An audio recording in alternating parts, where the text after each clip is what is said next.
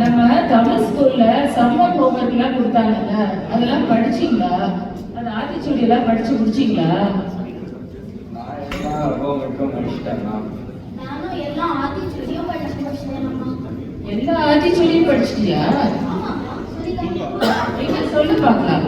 அரபு செயலிலிருந்து 6 வரிசைதான். இயல் வந்து கருவே, ஈ வந்து விளக்கே. அச்சம் தவிர, ஆண்மை தவிர, உடலினை உறுதி செய், ஏறு போல் நட. அண்ணா, இது என்ன புதுசா இருக்கு? இது புது ஆத்திச்சூடி. இது பாரதியார் எழுதியது. நீ சொன்னது ஔவையார் எழுதிய ஆத்திச்சூடி. நீ அண்ணா சொன்னது பாரதியார் எழுதியது. ஓ, இது எனக்கு தெரியவே தெரியாது. நான் பாரதியார் எழுதின ஆத்திச்சூடியும் படிச்சு முடிச்சிட்டேன். படி படி எல்லாமே படி. ஆனா பாரதியார் ஏன் ஆத்திச்சூடி எழுதினாரு?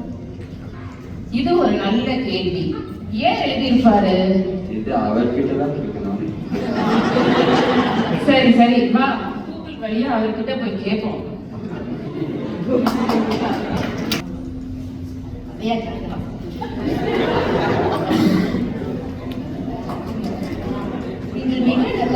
நான் மிகவும் மகிழ்ச்சியாக இருக்கிறேன். என்ன அவ்வையே, என்ன மிக்க மகிழ்ச்சியாக இருக்கிறீர்கள்? பாபா பாரதி, நான் அதிகமானுக்கு ஒரு அதிசய நெல்லிக்கனி கொடுத்தேன். அது அவனுக்கு நீண்ட ஆயுதம். அதனால் தான் நாங்கள் மகிழ்ந்து இருக்கிறோம். அதடா, என்ன ஒரு சிறந்த செயல் இது. இதுதான் நட்பின் இலக்கணமோ? இதைதான் நீங்கள் நன்மை கடைப்பிடி என்று எழுதியுள்ளீர்களோ? ஆமாம் அப்பா, ஆமா. நீ வந்த காரியம் யாது? அண்ணே, எனக்கு ஒரு சிறிய ஐயம். இந்த ஆத்திச்சூடி எதற்காக நீங்கள் எழுதினீர்கள்? இது ஒரு நல்ல சந்தேகம். சொல்லுங்கள் அம்மா. நம் மக்களுக்கு எப்பொழுதுமே நல்ல அறிவுரைகளை எளிமையான முறையில் சொல்லிக்கொண்டே இருக்க வேண்டும். வல்லவன் 2 அடியில் 1000க்கும் மேலான வரிகளை எழுதினான். அதுவே எனக்கு கடினமானதால் அதையே நான் ஒரே அடியில் சொல்லிவிட்டேன். அவ்வளவுதான். என்ன ஒரு அறிவாற்றல்! நிச்சயமாக அறிவுரை கூட எளிமையாக இருக்க வேண்டும். அதுவும் இக்கால மக்களுக்கு கேட்கவே வேண்டாம். உண்மைதான் அப்பா.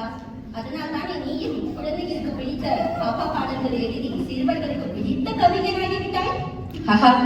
இதை சொல்லி இன்று எம்மையும் குஷிப்படுத்தினீர்கள். இன்று எமக்கும் நாள் மகிழ்ச்சியானதாகிவிட்டது.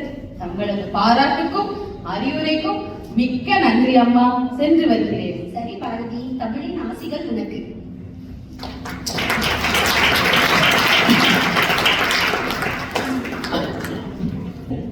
மாமா, தங்கம்மா, அப்பா ஆத்திச்சூடி எழுதலாம் என்று யோசித்துக் கொண்டிருக்கிறேன். அதுதான் ஏற்கனவே இருக்கே அப்பா. நீங்கள் மறுபடியும் எழுத போகிறீர்களா? ஆமாம்மா, இன்று காலை ஒரு நல்ல கனவு கண்டேன். அதில் அத்தை அன்னையிடம் பேச வந்தது. அப்பொழுது அன்னை சொன்னார், அறிவுரையை எளிமையாக எழுத வேண்டும் என்று. அதனால் இக்காலத்திற்கேற்ப நறுக்கென்று எழுதப் போகிறேன். அருமை அப்பா, நீங்கள் என்னிடம்தான் முதலில் காட்ட வேண்டும். நிச்சயம் என் அருமை மகளே.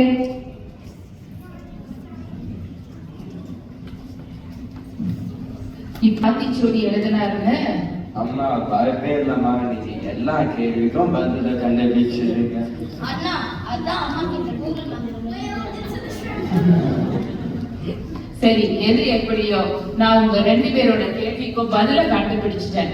இனிமேல் 2 பேரும் ஔவையார் எழுதின ஆத்திச்சூடியும் பாரதியார் எழுதின ஆத்திச்சூடியும் படிச்சுட்டு வாழ்க்கையில உபயோகப்படுத்துற வழிய பாருங்க. சரியா? சரி அம்மா. அண்ணா வா, வேணாம் இல்லனா அம்மாவே ஆமா தாத்தா, வீட்டோட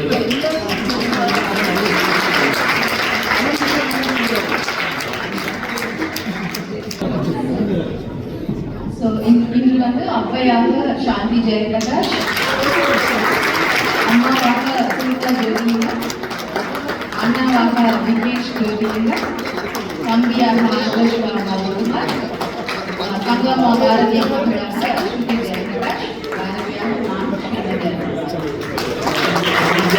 ஸ்ரீதர்.